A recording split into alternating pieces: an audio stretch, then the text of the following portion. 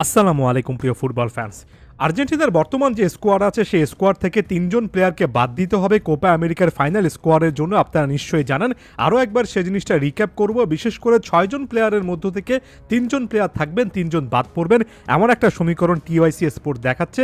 এখানে টিওয়াইসি কি বলছে এবং একই সঙ্গে আমার ব্যক্তিগত মন্তব্য একটু অ্যাড করার চেষ্টা করছি। কয়েকটা ভার্সাস সিচুয়েশন, অর্থাৎ একজন নাকি অন্যজন এমন টাইপের ডুও দেখা যাচ্ছে, যেমন মার্কোস অ্যাকুনিয়া নাকি Valentin Barco second choice left back পজিশনে কে যাবেন সেই সিদ্ধান্তটা এখন পর্যন্ত ফাইনাল করা হয়নি। টিওয়াইসি স্পোর্টস বলছে যে আর্জেন্টিনার জার্সিতে মার্কোস অ্যাকুনিয়া ৩২ বছর বয়সী এ প্লেয়ার যতগুলো ম্যাচ খেলেছেন, ৫০টার উপরে ম্যাচ খেলেছেন, তিনি তার অভিজ্ঞতার কারণে অনেকটুকু এগিয়ে থাকার কথা। তবে স্কালোনি সর্বশেষ প্রেস কনফারেন্সে একটু ইঙ্গিত দিয়েছেন, বেশ কয়েকটা জায়গায় কিন্তু প্লেয়ারদের ফিটনেস সংক্রান্ত ইস্যু নিয়ে তিনি আরও একবার চিন্তায় পড়ে গিয়েছেন। তাই মার্কোস অ্যাকুনিয়া সাম্প্রতিক সময়ে একেবারে পূর্ণাঙ্গ ফিট কিনা সেটা একটা প্রশ্নের জায়গা হবে, এবং প্রশ্নটা যদি শেষ পর্যন্ত স্কালোনির মনের মধ্যে বড় রকমের একটা প্রভাব রাখে, তাহলে ১৯ বছর বয়সী ভ্যালেন্তিন বার্কো শেষ পর্যন্ত কোপার টিকিটটা পেতে পারেন। এখানে মার্কোস অ্যাকুনিয়ার পরিবর্তে ভ্যালেন্তিন বার্কোকে যদি নেওয়া হয়, তাহলে আমরা ইনজুরি, ফিটনেস এগুলোই সবচেয়ে বেশি প্রায়র ফ্যাক্টর। এই জিনিসটা মনে রাখবো। এই জিনিসটা ভুলে যাবেন না যে প্লেয়ারের নাম দেখে সিলেকশন হয় না, নামের পাশাপাশি ওই সময়টাতে পারফরমেন্স এবং খুবই গুরুত্বপূর্ণভাবে ওই সময়টাতে প্লেয়ারের ফিটনেস, ইনজুরি মুক্ত অবস্থায় আছেন কিনা, এগুলো অনেক সময় ক্রুশাল, সবচেয়ে গুরুত্বপূর্ণ ফ্যাক্টর হয়ে যায়।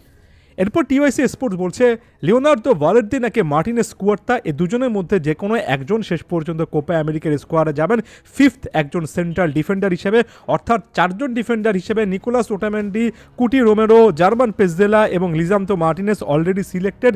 পঞ্চম সেন্ট্রাল ডিফেন্ডার কে হবেন সেটা নিয়ে একটা প্রশ্নের জায়গা আছে, এবং এই জায়গায় টিওয়াইসি স্পোর্টস এখন পর্যন্ত লুকাস মার্টিনেস কুয়ার্তার যে একটা অভিজ্ঞতা আছে, জাতীয় দলে তিনি যেহেতু অনেকগুলো ম্যাচ লিওনেল স্কালোনির অধীনে শুরুর দিকে খেলেছিলেন, সেটা একটা গুরুত্ব দিচ্ছে। যদিও আমার কাছে মনে হয় লিওনার্দো ভালের্দি এক্সাইটিং একটা প্রসপেক্ট, এবং তিনি যে পারফরমেন্সটা দিচ্ছেন সে জিনিসটা অ্যাকনলেজ করলে খুব একটা বেশি মন্দ হয় না। তবে টিওয়াইসি স্পোর্টস কিন্তু আরও একটা ইনফরমেশন দিল, খুবই ভাইটাল ইনফরমেশন। লুকাস মার্টিনেস কুয়ার্তা ফিওরেন্টিনার জার্সিতে, অর্থাৎ তার ক্লাব জার্সিতে এই সিজনে 8টা গোল, 2টো অ্যাসিস্ট, অর্থাৎ 10টা গোলে কন্ট্রিবিউট করেছেন। এমন একজন সেন্টার ব্যাক যিনি কিনা গোল স্কোরিং একটা ন্যাক রাখেন, অনেকটা ওটামেন্ডি টাইপের। এই জিনিসটা কিন্তু আর্জেন্টিনার জন্য অ্যাডেড একটা পয়েন্ট হতে পারে। লুকাস মার্টিনেস কুয়ার্তা অনেকগুলো ম্যাচ বা কিছু ম্যাচে রাইট ব্যাক পজিশনও খেলেছেন, এটাও তার জন্য একটা অ্যাডেড পসিবিলিটি হতে পারে। Last but not the least, Angel Correa নাকি ভ্যালেন্তিন কার্বো, এমন একটা ইকুয়েশন আছে। এখানে আনহেল কোরিয়া অভিজ্ঞতার কারণে এগিয়ে থাকবেন। সাম্প্রতিক সময় অ্যাথলেটিকো মাদ্রিদের জার্সিতে বেশ কয়েকটা ম্যাচে ভালো পারফরমেন্স দিয়েছেন, এবং আনহেল কোরিয়া সবসময় একজন সুপার সাব প্লেয়ার হিসেবে, অর্থাৎ বদলি প্লেয়ার হিসেবে লিওনেল স্কালোনির সিস্টেমে গুরুত্ব পেয়েছেন। ভ্যালেন্তিন কার্বোনি ইয়াং একটা প্রসপেক্ট। এই জায়গা থেকে ইকুয়েশনটা আসলে তিনি অভিজ্ঞতাকে মূল্যায়ন করবেন নাকি তিনি ভ্যালেন্তিন কার্বোনির ট্যালেন্টটাকে মূল্যায়ন করবেন, সেই জায়গায় এসে একটা সিদ্ধান্ত নিতে হবে। এরপর ব্যক্তিগত মন্তব্যের দিকে চলে যায়। আমার কাছে মনে হয় লেফট ব্যাক পজিশনে যদি ফিট থাকেন তাহলে মার্কোস অ্যাকুনিয়া এখন পর্যন্ত বেটার চয়েস। ভ্যালেন্তিন বার্কোর এখনও অভিজ্ঞতা দরকার আছে। আমার কাছে মনে হয় রাইট ব্যাক পজিশনে মার্টিনেস কুয়ার্তা হয়তোবা ভালো একটা অপশন হতে পারেন, তবে ব্যক্তিগতভাবে লিওনার্দো ভালের্দিকে আরেকটু বেশি ওয়েল ব্যালেন্সড, ওয়েল স্কিল্ড একজন ডিফেন্ডার বলে আমার কাছে মনে হয়।